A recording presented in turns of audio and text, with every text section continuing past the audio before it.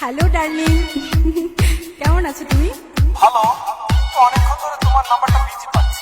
আর বলো না, অচেনা একটা নাম্বার থেকে আমায় ভীষণ বিরক্ত করছিল। রাখো তো ওসব কথা, তোমার সাথে কখন দেখা হচ্ছে সেটা বলো। ভীষণ মিস করছি তোমায়।